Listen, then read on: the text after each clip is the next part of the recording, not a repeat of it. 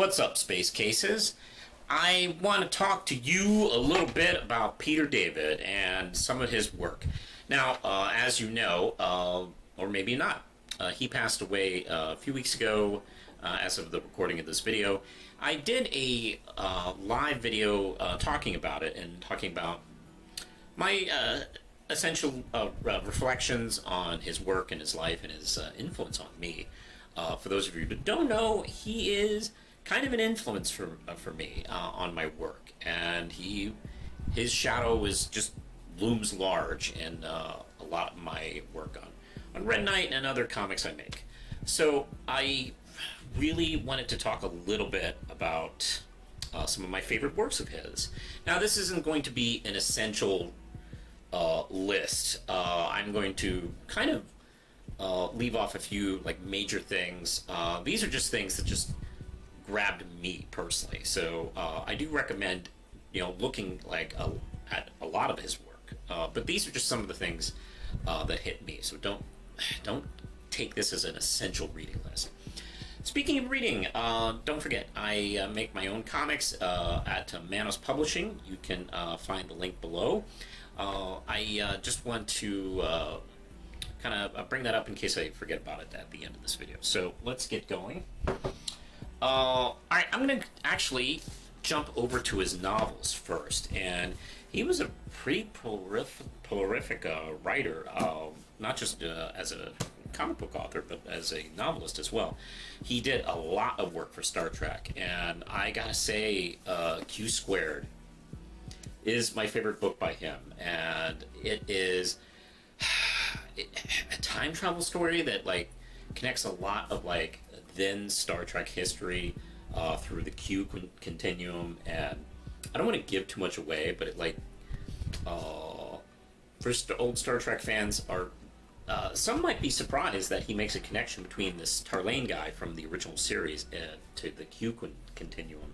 And wow, this is amazingly fun read. Despite all the timelines it's playing around with, it never feels confusing.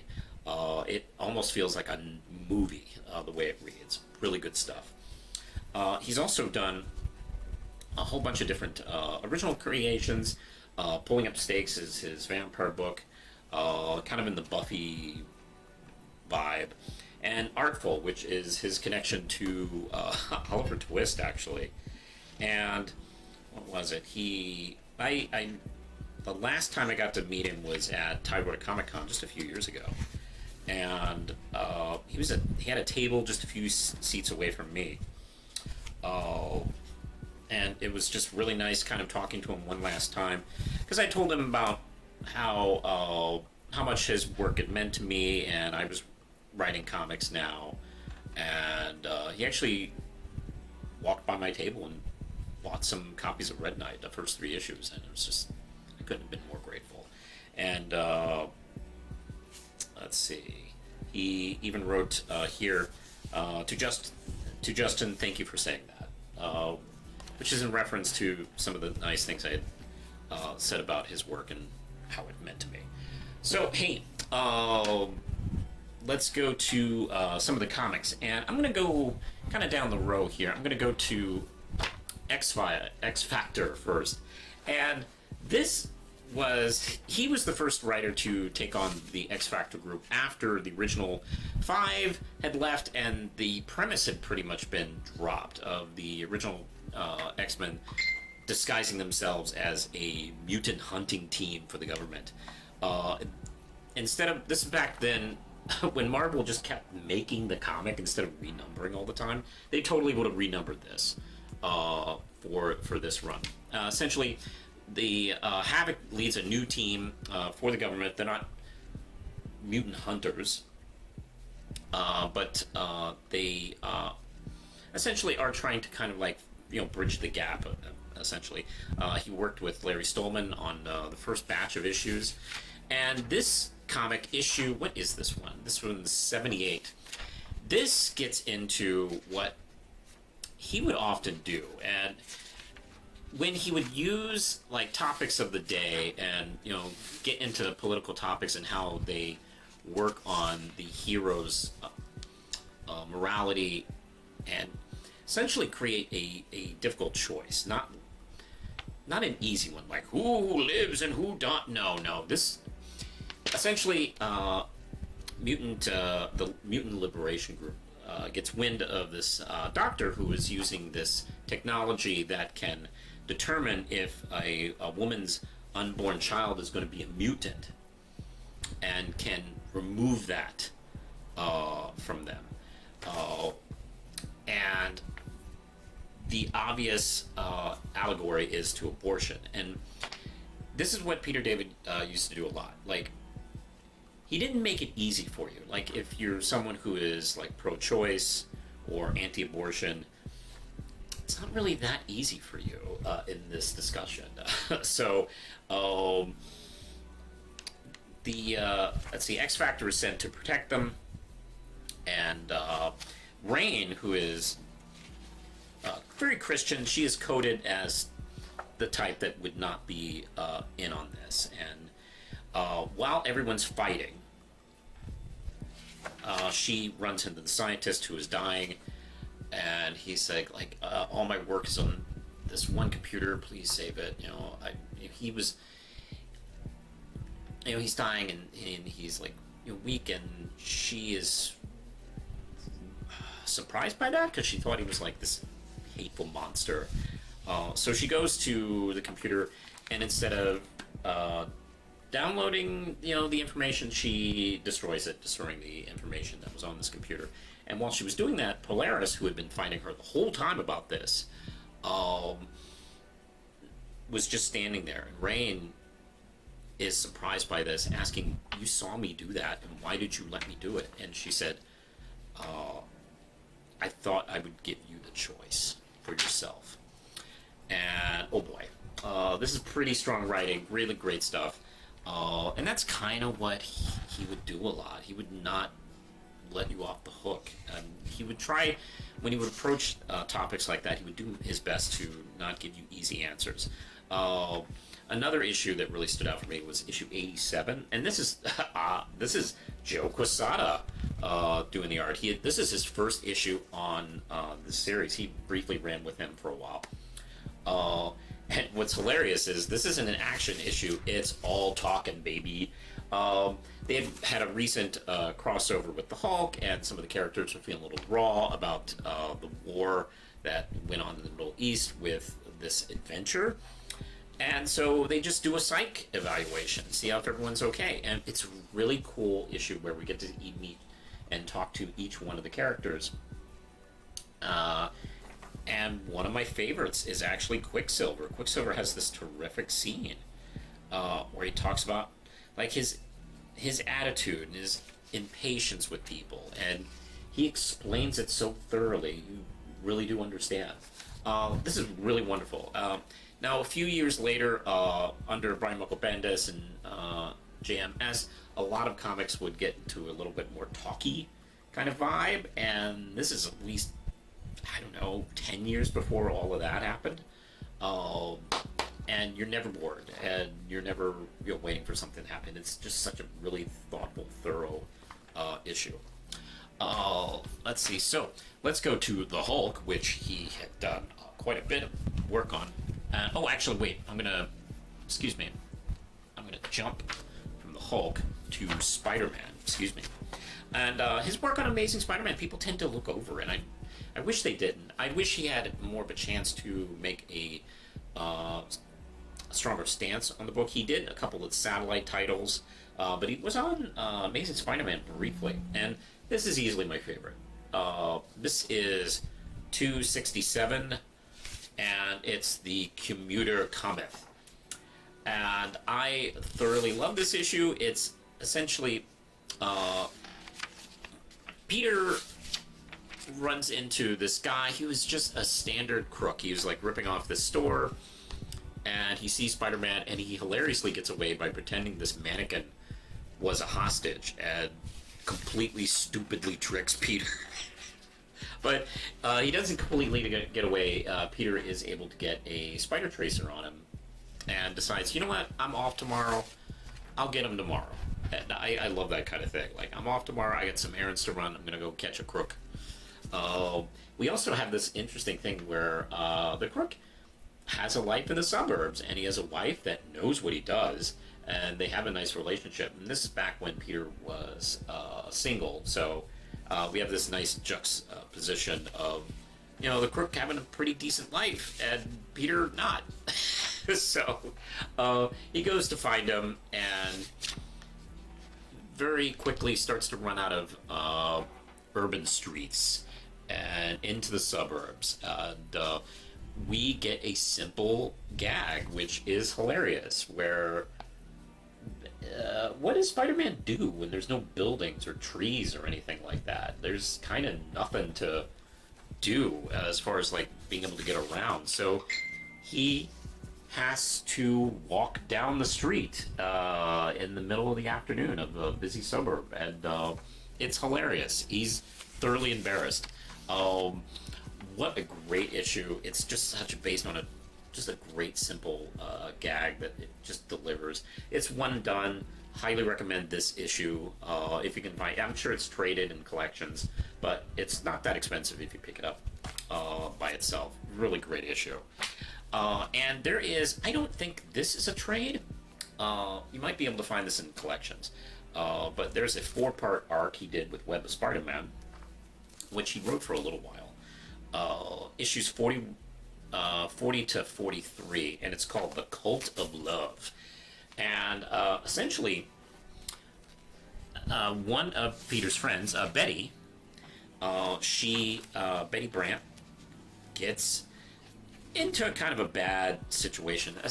To set things up, like, she had gone through a lot of stress with her husband, Ned Leeds, getting killed, and just not in a good, vulnerable spot. So anyway, she ends up joining a cult in search of, like, trying to just, get away from it all. And, she's kind of brainwashed by it. And at the time, she and Flash Thompson were starting to date, and he is terrified for her and is able to get Peter Parker to investigate. And eventually,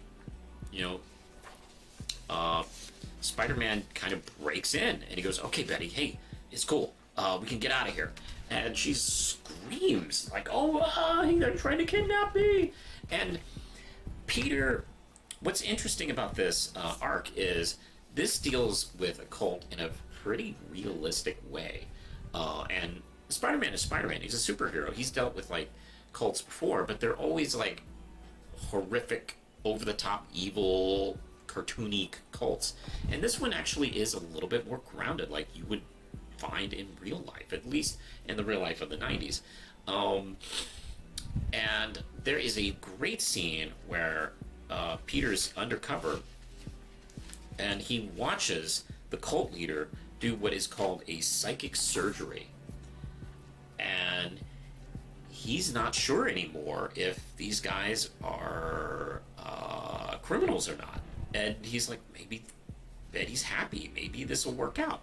It isn't until he talks to, like, secondary Doctor Strange character, Dr. Druid, where he explains to him what these things are. And it's a really nice, detailed explanation in the comic of how these charlatans, these cult leaders, trick people.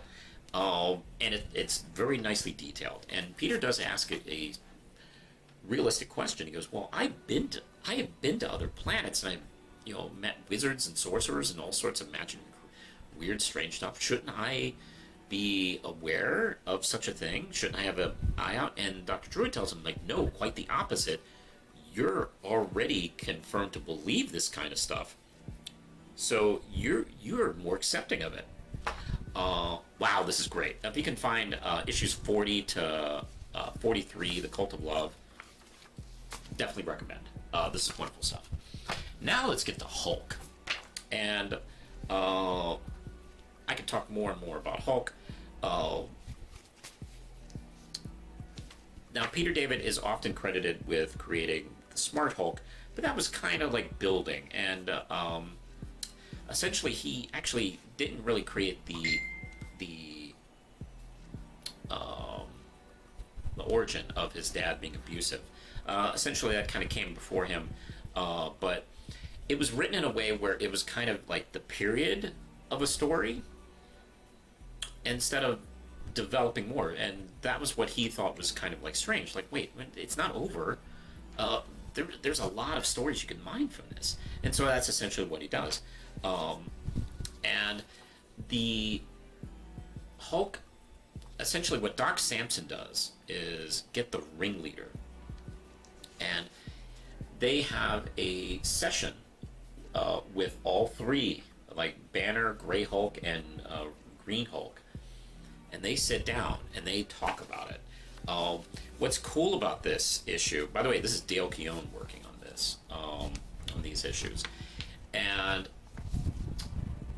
we had seen up until this point, like Hulk do all sorts, Banner do all sorts of strange type of like cures, like he blasts himself with rays and opposite rays and goes to other planets and magic and all sorts of crazy crap to cure the Hulk, instead of just doing the most logical thing and just have a therapy session. And what they do is they're able to kind of like, what they do, at least I don't know if this is still how it's done, but with multiple personality disorder, do their best to kind of confront and merge the personalities as best they can. And actually it says in these issues that Samson would prefer to have more time, because that's usually how it works. So that the fact that it's so rushed leads to the possibility and danger that this could all come apart, and of course it does.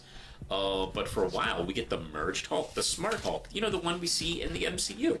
The difference is this is a merger of Banner, the Green Hulk, and the Grey Hulk, who has like the attitude. So that's what he's like for a while. And you know, he's got the intelligence, he's got the strength of the Green Hulk, and the like the anger, but it's not out of control. And he's also got that kind of like smart ass, dad attitude that the Grey Hulk has. And this issue is just wonderful, kind of setting it up. Dale Keown's art is just so gorgeous on here. And this is the beginning of him working with a group called the Pantheon. And that leads into like a series of arcs in Hulk. Kind of forgotten now, but I really enjoyed that arc. Lots of fun. This is 379, and the previous one is 377. And look, I can't talk anything about Peter David and the Hulk without talking about Future Imperfect. Now, this was a Prestige format two-parter that came out, and it's George Perez. You may have already heard of this, you may have already read it. I may not really need to talk too much about this, but the Hulk is brought forth to the future because there's this evil despot he needs to defeat who has taken over the world after nuclear annihilation. And it's none other than himself in the future. Oh boy, this is great. This is a movie right here. This is, if they ever got to make, if the Marvel MCU ever got to make films with the Hulk, because I know their deal is all tied up and they can't do movies, but this would have definitely been one of the films. This is such strong writing. I won't really delve too much into it because I think you should, if you haven't read this, you should pick this up. Wonderful stuff. And what's hilarious is the two-part Rick and Marlo marriage issues. People tend to forget something. These are comedy issues, but the issue starts literally right back after Hulk gets home from Future Imperfect. And that's the thing. They didn't really, when they released Future Imperfect, they really weren't specific on when this was happening in the current Hulk run. And it happened a few months before these issues came out. So he was like, oh, when is that going to tie into that? And it's here, the wacky episode where Hulk and friends watch a porno with the other Marvel heroes. It starts off with this, where he is kind of dealing with the fallout of it. Holy crap. Love this stuff. This also features the appearance from Death, but not the one from Marvel, but the one from DC, which is kind of hilarious. Right here. and it kind of makes you want to read Peter David's take on that character. But also, this had a cute little fold out back when Marvel was doing all these kind of like, weird, crazy, covers and stuff like that. Wonderful stuff. It's a two-parter. It can tie into, makes a nice epilogue to Future Imperfect, actually. And then lastly, I'm going to get to Peter David's last issue, 467. And this is an emotional issue, particularly if you've read the Peter David books. But I think it might work even if you read this by itself. It is the issue right after Betty dies from radiation poisoning. That, of course, will be undone, but right now it's done. And this told from Rick Jones's point of view from years later. And it's from an unspecified time. As a matter of fact, Rick even suggests that he may be from an alternate timeline. Peter David really understood these characters move on, so he tries to do his best to put a period on this run as well as leaving things open. I'm not sure how much of a priority that was, but Adam Kubrick does a gorgeous job, and this is written mostly in narration from Rick talking to an unnamed reporter who I think is Peter David. And you get to see him pop off. It's a wonderful showcase of writing and art, kind of playing with the format really. And I know I'd see Marvel kind of experiment with this thing later, but it's Peter David sometimes got crap for this because he had kind of channeled his depression from his divorce into this issue, and the editor suggested to him, hey, who was your wife's favorite character? And he said, well, Betty. And I was like, well, why don't you kill Betty? And he does. He kills Betty, and it's all about Bruce kind of losing it and going into huge amounts of depression. And here's the thing. I know he gets crap from people oh, you took out this character that millions of people love just because you're mad at your wife. And that's not, this isn't vindictive. This isn't hateful. This is mournful. This is someone just mourning the loss of a relationship, of a person. And it's absolutely tragic and sad. It delves a lot into Bruce attempting suicide over and over again, and the Hulk not letting him. And it's him trying to kind of find a new path, even if it might be dangerous and scary. Not in a great place, essentially. And it's just Rick's reflections and horror and sadness over seeing his friend like this.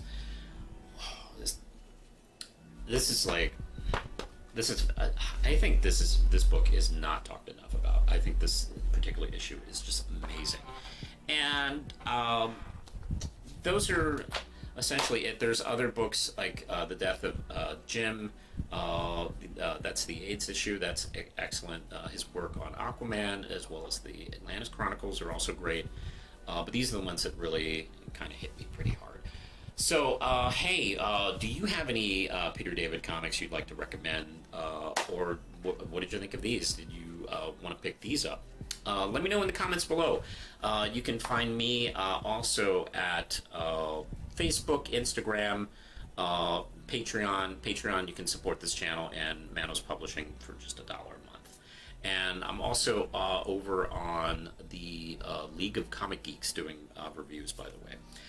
So that's a lot, and I could go on and on and on, but I'm going to stop here. So I hope you're having a good day, and we'll be back to talk about more comics in the future. Push the button, let's say.